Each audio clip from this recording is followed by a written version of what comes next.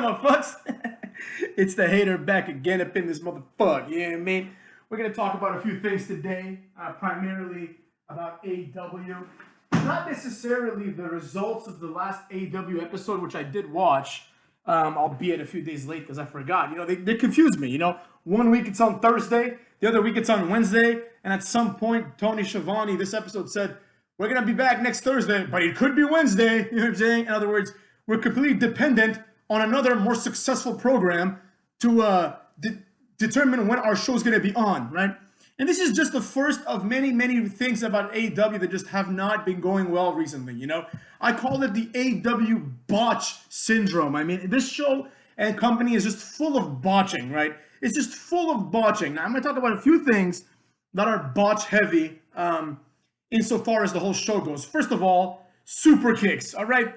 As a general rule, very few people did super kicks in the past, and that is because though it's a simple move, it's not easy to like aim your foot directly on the person's face like Shawn Michaels would do. Evidence of this is something like Luke Harper doing a super kick on Goldust, right? Which was the main event, by the way, of AEW Dynamite. I'm pretty sure JR called it like arguably one of the best matches that we're ever going to see in AEW history. I'm just like, dude, that's just a lie and we all know it. But anyways, that's neither here nor there, right? So that's just like a thing that I've noticed a lot of botching. Now, I understand. If you have a company where everyone's doing super kicks, some of them are going to be botches. I get it. But the amount of botches versus the amount of good super kicks just skews towards botches big time. All right, there's that. That's number one right there, all right? Secondly, just a category that I'm going to call like, you know, not high-risk botches, because they're also high-risk botches, but more like really bad botches, if you know what I mean. Like, because like one super kick during a match is whatever, but I'm talking things like, what's his face? Evan Bourne climbing the turnbuckle and just botching his first move ever in the company, which was supposed to be one of the highlights of that match. It was supposed to be like him doing the shooting star press, you know? Complete botch. You know what I mean? There's a lot of that going on in AEW, all right? Now, botches in storytelling, all right? This is a big one, motherfuckers. This is a big one. All right, the Dark Order. What the hell are they, right? You know, for a long time, the entire purpose of Dark Order was, oh, the Exalted One is coming. But the Exalted One is not presented as any differently than any other member. You know what I'm saying? Like, think about it this way. This is kind of what I mean, right? In order to do good critical thinking about things, including wrestling, it is my opinion that people need to learn how to do, like, imaginative replacement is what I'm going to coin it as, motherfuckers. You know what I'm saying? Using imaginative replacement. We take something and we think to ourselves, how would this thing be any different if we took this wrestler and put another wrestler in there, right? So, and then consequently, we also think to ourselves, how would it be any different if instead of this person being presented as they are, they were presented similarly to another person in a similar situation, right? So let's do that with Luke Harper. Imagine if it wasn't Luke Harper, right? And it was Christopher Daniels. I think it would actually be a much better choice, you know what I'm saying? But it is what it is, right? Now, if, let's say Daniels was the Exalted One, right? And then Luke Harper came in as number 11 or whatever, or as number 9, one of those jabrones, right? Would that make any difference, right? Would Luke Harper's character be any different other than the fact that he's just a leader, so he gets to berate people? That's the only difference. He's just, like, he's just a leader. Like, there's nothing great about him. There's nothing exalted about him. He's just a leader of a stable. He doesn't carry himself as any other, like, if he doesn't carry himself differently than, I don't know, Stevie Richards did when he led Right to Censor, right? Their characters are tweaked a little bit differently, but they carry themselves the same way, right? Or like Bray Wyatt used to carry himself. There's nothing there, you know what I'm saying? So there's that, right?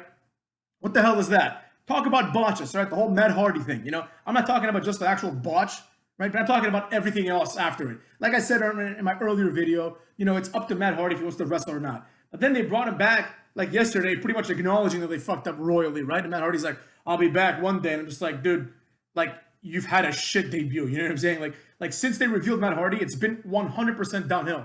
And he's done nothing of note other than lose and get injured, you know? So and then he transformed from his personas once in a while, right? Matt Hardy should come back as just Matt Hardy, you know?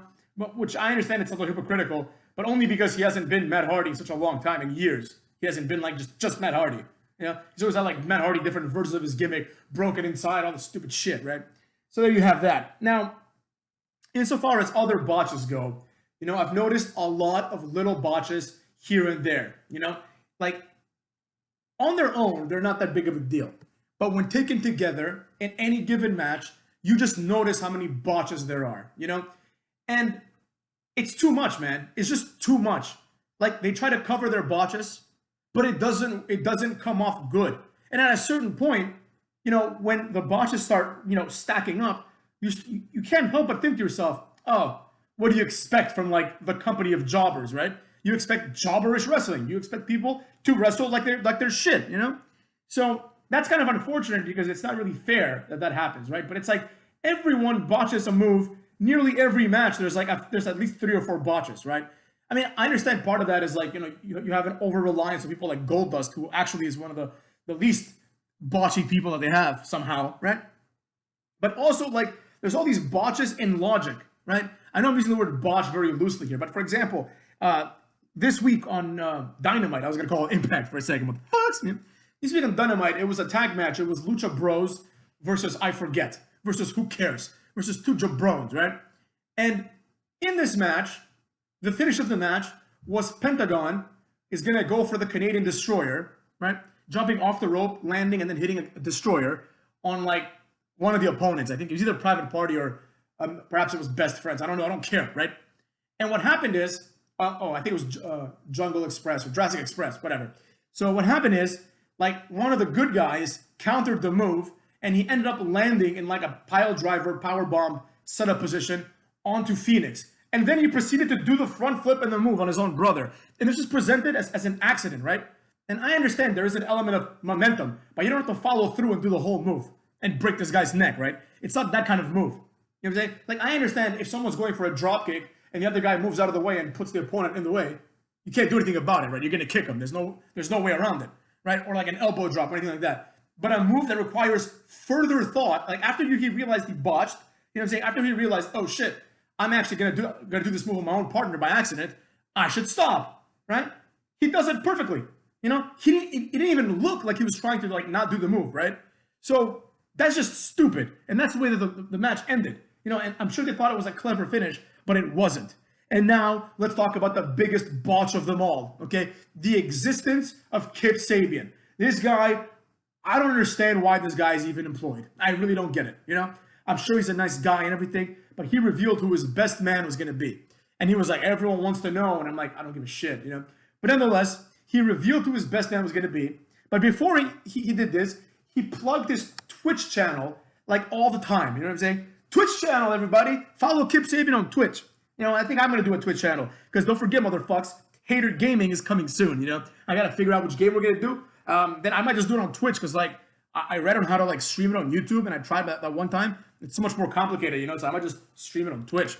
So, be on the lookout for that. But nonetheless, not to sound too much like Kip Sabian, motherfuckers, but Kip Sabian just plugged his Twitch several times, right?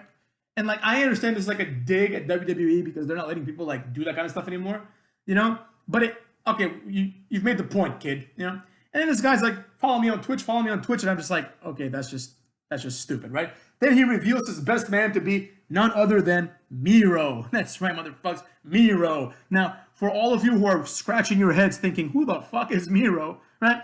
That's Rusev, motherfuckers, that's Rusev. Rusev came out as the best man. Now, Rusev had shaved his head, like very, very thin, and he had bleached his hair an orangish yellow. You know what I mean? So, there you have it. You know what I'm saying? It wasn't a good look for him per se. He made him look more goofy. He had like a Mickey Mouse t-shirt on. Literally, this is the things that The Rock would make fun of people for in the day, you know? Like Undertaker and your Mickey Mouse tattoos and all that other shit, right? So, that's what I gotta say about that. But Rusev came out and he proved once and for all that it was a good idea to release him. Now, I like Rusev, you know? I mean, when I say I like Rusev like, you know, more than Luke Harper. But I'm no one saying he's great, right? But he was what he was. He was excited to be there. You know, he's going crazy after every move. I like Rusev. But this was an embarrassment. He came out looking like an asshole, right? He somehow, for some reason, allied with Kip Sabian. I thought he was going to turn on him. But then that would have been dumb, too. Because it would have been like, why are you turning on him? This guy presumably just brought you in here, right? And he just says, Miro is all elite. He goes crazy. He starts yelling. And he says, he's like, 10 years in the same house with a glass ceiling, you know? I'm just like, oh, another one of these guys. Another one of these guys who's like, I was held back, not because of my fault, but because like there's a glass ceiling. Dude, you weren't good enough. I'm sorry. You know what I'm saying? Like a super kick and a camel clutch finisher will only get you so far.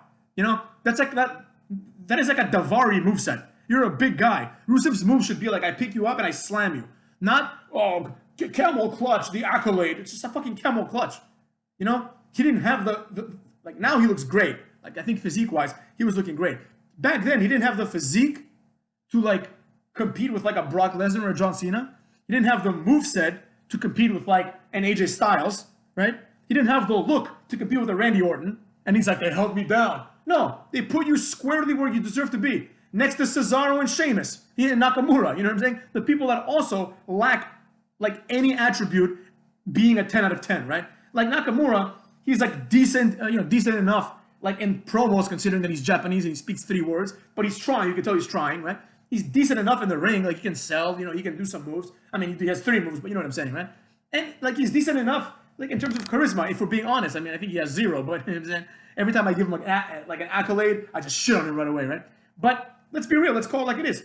He doesn't excel in any one of the 3 or 4 categories that matter the most. He's not an AJ Styles. Nakamura is not AJ Styles in the ring, right? He doesn't have the good looks of Randy Orton. He doesn't have the physique of Cena or Randy Orton. He doesn't have the charisma of any of those 3 people. So why the fuck would he be anything other than Nakamura? Same thing with Rusev. He's on the same level. You know, he's one of those guys that like if Cesaro like wasn't there and Rusev was still there, it'd be him and Nakamura as tag champions. Like the Sami Zayn caliber people. There's Kevin Owenses. The people that like shouldn't be champions. You know what I'm saying?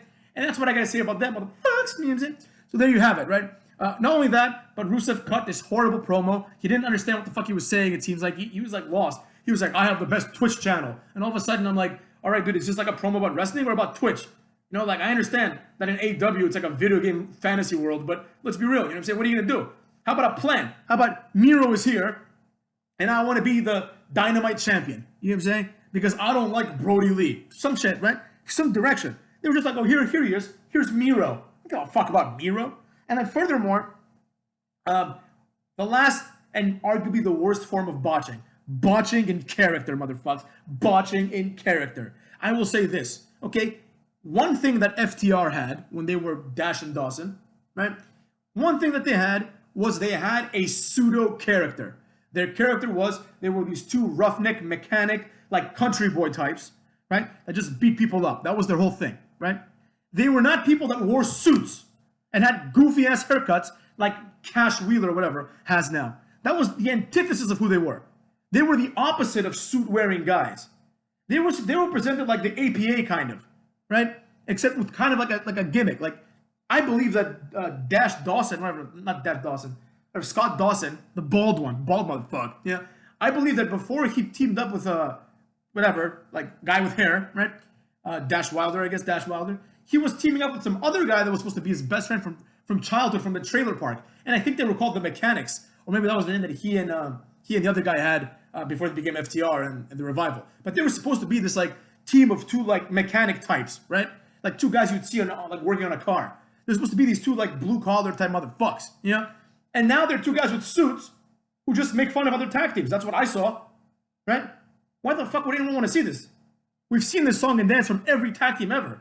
You know, so insofar as Vince McMahon is limiting people and AEW is giving them creative freedom, it seems to me the only creative freedom that's being given is the freedom to botch. Because you've taken FCR, who had some character, you've stripped them of it completely, and you're like, now you're just 2 guys who think they're the best tag team in the world. You know, that's all they did. They came out, they're like, we're the best tag team in the world. Everyone else is shit. I wear a suit, haha, hee hee. And then you have like Jungle Boy or Marco Stunt, one of them, throw like a cooler of ice water and ice and beers as well on their heads, and they like sell it as if they were like, you know, like 2 main eventers. You know what I'm saying? They're like, oh, I'm not gonna get in the ring. Like Dash and Dawson shouldn't sell like that. They should get in there and beat the shit out of them, right? They should not be afraid of anybody. But it is what it is. It's consistent with every other WWE guy. All they've done is taken WWE people who were jobbers and put them in suits. That's all they've done. Take Jobber, Cody Rhodes, put him in a suit. Now he's a star somehow. Brody Lee, put him in a suit. You know, in a few weeks, I'm sure we'll see Rusev in a suit. You know, Dash and Dawson, put him in suits. That's all this company does is take people from WWE and put them in suits, and then people are like, yeah, this is the character that Brody Lee had in mind. What, that he would wear a suit like everybody else? He's not supposed to be a suit wearer. He's not Batista. You know what I'm saying? He's not Triple H. He's not Evolution. He's Luke Harper. He's supposed to come out there with a shirt with a stain on it and have JBL say, oh, he smells bad, Mago. That's his job. So that's what I got to say about that, motherfuckers. AEW, company of botches, and putting people in suits. Deal with